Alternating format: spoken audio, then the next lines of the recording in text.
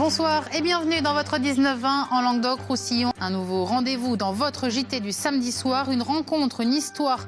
Ce soir, nous irons de Fonjoncouze à l'ermitage Saint-Victor, visite des Corbières à Dodane, une parenthèse enchantée à laquelle vous vous êtes confié en fin d'édition. Et c'est l'heure de la rencontre du Sam Histoire, votre nouveau rendez-vous ce soir cap sur Fonjoncouze dans l'Aude avec des ânes qui vont nous accompagner jusqu'au sommet du pic Saint-Victor. Philippe Sens, Enrique Garibaldi. Anne Baudingue était une enfant de la ville, une Toulousaine.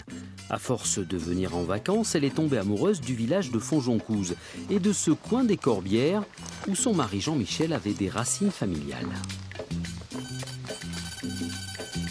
Nous avons fait un choix de vie, nous avons abandonné nos emplois respectifs, lui la Poste, moi la Cité de l'Espace, et nous sommes venus nous installer ici. Mais pas seuls. Pour débroussailler leur terrain, ils ont fait appel à des ânes, avec l'idée aussi de proposer leurs services et ceux de l'animal aux communes environnantes.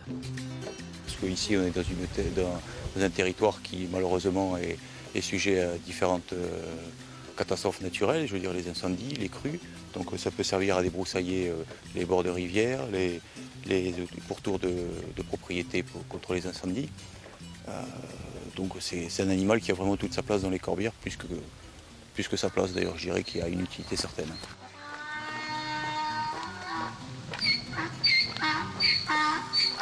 Utilité aussi pour accompagner les randonneurs jusqu'au sommet voisin du pic Saint-Victor, pour 1h30 de marche jusqu'à 421 mètres d'altitude, avec un compagnon de route que l'on dit têtu. L'âne est têtu au même titre que je peux moi-même être capable d'être têtu si quelque chose me déplaît. Et alors avec les ânes, on fait aussi de la zénothérapie. L'âne avant tout est un animal docile, affectueux, qui est très patient. Ce qui donne l'avantage avec un public en difficulté mentale ou physique à créer de suite un lien de confiance avec l'animal. Principalement le polyhandicap, c'est le handicap le plus dur en ce qui concerne la réponse qu'on peut apporter en matière de loisirs. Et c'est pour ça qu'il y a très peu de choses qui sont faites et c'est pour ça qu'on a pris cette direction, parce que vraiment ces enfants-là manquent énormément d'activités.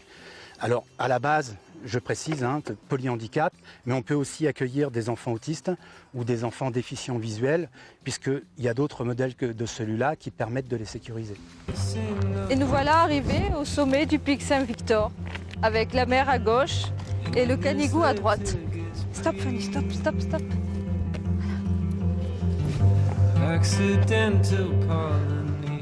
C'est la fin de cette édition. À suivre votre journal en occitan ou en catalan. Prochain rendez-vous avec l'Info en Région demain, dès midi pile. Très belle soirée.